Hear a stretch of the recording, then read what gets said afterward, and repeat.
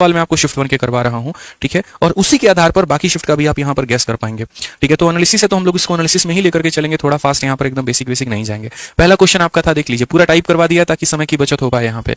तो क्वेश्चन में बोला गया ए किसी काम को 10 दिनों में करता है, बी किसी काम को 40 दिनों में करता है, कितने दिनों में साथ फिनिश करेंगे? ये भी कोई सवाल है मेरे भाई, ठीक है। यहां पर बोलो ए किसी काम को 10, बी उसी को 40, मेरे भाई दोनों मिलकर कितने दिनों में करेंगे? तो बोलोगे सर 10 × 40 और बट्टे में क्या कर दीजिए, दोनों को जोड़ दीजिए, ठीक है।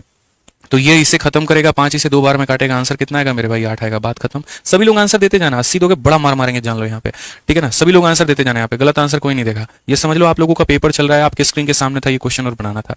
आइए क्वेश्चन नंबर 2 देखिए क्या कहा गया। एक व्यक्ति जो है यहाँ पर अपने मासिक वेतन का 60% किराए में, 20% शिक्षा पर खर्च करता है और शेष का 80% दान करने के बाद उसके पास 20,000 रुपए जो है वो बचते हैं। उसका मासिक वेतन कितना है?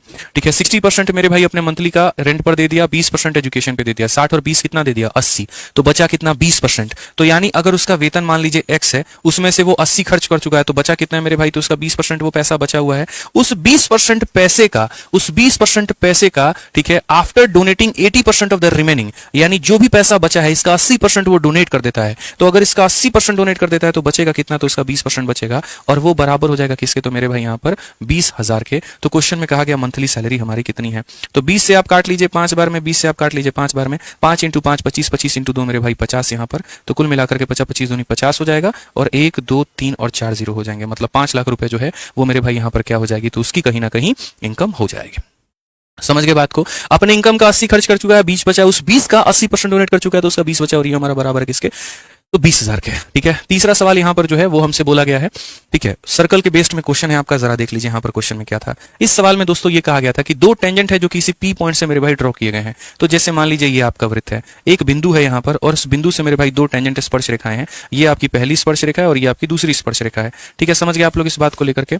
अब ये दोनों स्पर्श रेखाओं की अगर हम बात करें तो two tangent are drawn from a point P मेरे भाई, यहां पर कौन से पॉइंट पर? पी पर, ठीक है, of a circle with centre O. यहां सेंटर कहां है? तो इसका ओ के ऊपर में है। उसके बाद में कहा गया क्यू पी आर का जो मान है मेरे भाई, ठीक है, two tangent are drawn from point P और साइड सर्कल ओ, ठीक है, और किस पॉइंट पर? तो मेरे भाई क्यू नाम के पॉइंट पर और ओर नाम के पॉइंट पर। क्वेश्चन में क्यू पी आर का मान जो है वो हमें दे रखा है। क्यू पी आर का मान मतलब यहां पर ये कितना है? तो 150 है। और हमसे किसका मान दोस्तों पूछा गया है? तो हमसे आर क्यू पी का मान पूछा गया। आर हो गया, ठीक है, आर हो गया, क्यू हो गया, पी हो गया। हमसे मेरे भाई यहां पर इसका मान पूछा है कि ये मान कितना होगा। जल्दी से मेरे भाई आप लोग बता दीजिए ये वैल्यू आपकी कितने होने वाली है, ठीक है।